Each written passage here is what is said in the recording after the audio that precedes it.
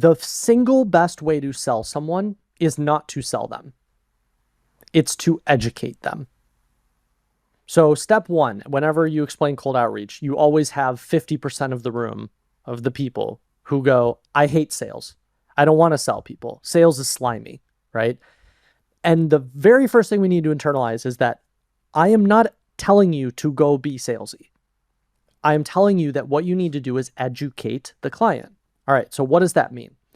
What that means is when you talk to someone, you are not actually selling them your service. What you're doing is you're educating them on a problem within their business. They don't want to hire you for the sake of hiring you. They want to hire you to solve a specific problem. And they can't get excited about hiring you until they get excited about solving the problem, right? So step one is all cold outreach, like remove the idea of I need to go pitch my service to people. No, what you really need to do is figure out who's the type of person, the archetype of person that you want to help, and what is the specific bottleneck within their business that you want to help them solve. And this is where there's a clarity of thinking that most people do not get to. Most people just go, I'm going to target people who have newsletters, or I'm going to target people who want to write on Twitter, right? Whatever it is. No, within each one of those are a laundry list of bottlenecks that you could solve. So let's take newsletters, for example. Some people have a newsletter, but are struggling to drive traffic to it. Other people have a newsletter, drive lots of traffic, don't convert that traffic to subscribers very well. Those are two completely different problems. And what most freelancers do is they go, I can help anyone with a newsletter. No, you can't. Those are two different problems.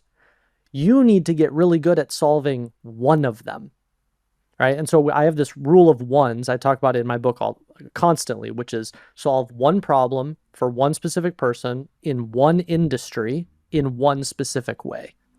So you're not, I'm a freelancer writer. It's, I ghostwrite, Twitter content for wellness entrepreneurs who want to convert more social readers into free newsletter subscribers. And when we do that by publishing regular Twitter content, right? The specificity of that is extremely important. And when you have that, when you go talk to them, when you go pitch them, you're not talking about yourself or your service at all. What you're talking to them about is, hey, you want to grow your newsletter? You're struggling with driving traffic? I'm going to help you drive traffic. When we drive more traffic, you're going to convert more newsletter subscribers. You have to educate them on the problem first. Totally. And something that you said in the book that I really liked, which I want to dig into that 1-1-1 thing in a minute, but something I really liked in the book was one of your like sort of checklist KPIs was if they're failing in public. I really liked that. Brennan talks about like magnify, not create. And I liked that. Like you don't say, hey, how about you start tweeting person? It's more you see that they are tweeting, but you see an opportunity or way that they're not doing it very well. I thought that was quite cool. Yes. To contextualize for the people listening, the approach. My understanding is that this kind of value first cold outreach approach is essentially number one, find the person. And you have this kind of layout of, are they reachable? Do they have a business? Are they failing in public? We can dig into all that in a minute. But essentially, number one, you find the person. Number two, you have this value forward email that it seems like contains a packaged up cool thing. And then the next step is that you get on like a call so you can help them more. And then from there, you pitch them on paid work. Do I understand the loose flow correctly to contextualize it? Yeah, loose flow. So two nuances. One, you can do this over email. You can do this in DMs, however you get in contact with the person, And then I would put a step between 1 and 2, what you said, which is it's actually inefficient to find a bunch of people and then put in a bunch of work and put together some sort of package or like free work something for all these people that you haven't had a dialogue with yet. So the step between 1 and 2 is I would first reach out to all these people that I think fit the target, and I would send them a very short email or DM asking them some sort of question like, hey, like they're failing in public in some way. Hey, I see that you're you have a weekly newsletter. I subscribed, and then like educate them on the problems. But I didn't see a welcome sequence, or I didn't see this, or I didn't see this. Like curious, is that on your radar? And then anyone who responds, that's when I would follow up with some sort of free work pitch, because you only want to invest that in someone where there's a dialogue. So you wouldn't say something like, hey, saw you failing in public, blah, blah, blah, blah. I personally have some ideas and I would love to like mock them up. Would you want that? You wouldn't go that zoomed in to tease that you were thinking of doing free work. You would only say, is that something you're thinking about? You can. I've done both. I think the thing with cold outreach is it's one of those, there's not one specific right way to do it. You can do it in lots of different ways. The whole idea in that first 1 to 2 steps is you just want to get them to respond. Even if this is something that we educate writers on in PGA all the time, even if someone responds negatively, that's still a positive thing. So if I see that you have a newsletter and it's not that great, and I send you an email and I'm like, hey, I see you have a newsletter. I noticed a couple of things missing. I'm just curious if that's on your radar. And you email me back and go, no, I think our newsletter is perfectly fine. Thank you very much. Right? What most freelancers do, or most ghostwriters do, is they get really defensive, or they get scared and they're like, oh, I got a negative response. And then they're like, I need to run away. Shut down. Yeah. Right? They shut down. And instead, what you need to realize is that you got a response. Yeah. The person is responding to you, right? And so what you need to then do is follow up. This is where the free work starts coming in as very effective. The person goes, no, we've got it all figured out. Thank you very much. What I would do is I would then use Loom, which is like a video recording software. I would use Loom, pull up their newsletter, and record a 2-minute video of me opting in and going through and literally spending 2 minutes doing nothing but educating them on all the things they're doing wrong. And then I would send it back and be like, hey, totally understand, didn't mean to waste your time or anything, but I put together this 2-minute Loom. I just thought this would be helpful for you. And when you do that, 70, 80, 90% of the time, the person comes back and goes, wow, I had no idea we were making all those mistakes. Thank you so much. Are you free later this week? I'd love to chat with you. Yeah, I love this framework because I was laughing earlier because I remember when I was young and starting my business, as a web designer, I went to someone's site and I gave them some critical feedback, just trying to be helpful. But it was unprompted. And they got back and they were clearly very offended and they gave me a bunch of critical feedback. And that kind of like scared me away from it. But in hindsight, that should have been a positive indicator, as you're talking about. And I'm sure I didn't deliver it very well. But the question I would ask is like, because I think in terms of imposter syndrome, if I were doing this about something that I consider myself an uber expert about, where I'm like, no, for sure, this person is just 100% objectively making mistakes with their newsletter, then fine. But what about in the ones where you're maybe giving critical feedback about something that, like, imagine I gave you critical feedback about your writing or something. Like it would feel like, who the hell am I, this Zach guy, talking to this dude who's like a specialist in writing, and who am I to say this to them? Like, I guess, I don't know if I'm articulating the objection well, but like, how do you address that imposter syndrome angle, especially if you're targeting clients who are a lot more influential and stuff like that? So I ran into this too. I totally get this. I mean, again, I was ghostwriting for people. I've ghostwritten for billionaires. I've ghostwritten for startup founders that were 25 years old and exited their company for $200 million. Like, I've ghostwritten for some power player people. And I went through the same thing. Like, they would give me feedback and I would have these moments where I'm like, wow, like, who am I telling them what to do?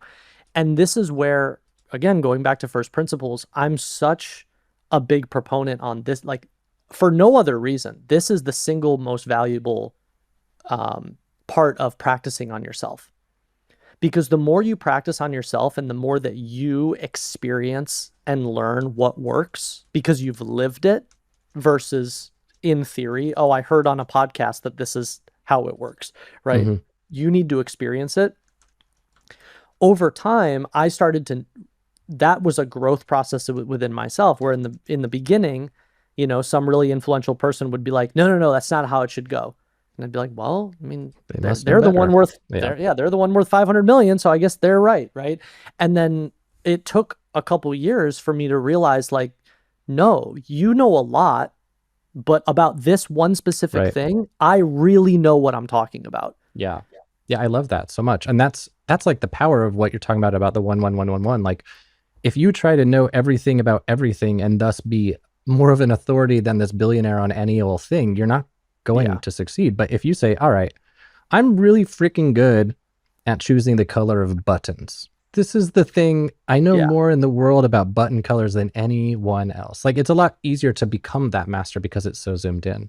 I love that.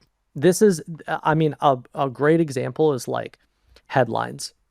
Like, I know how to write headlines.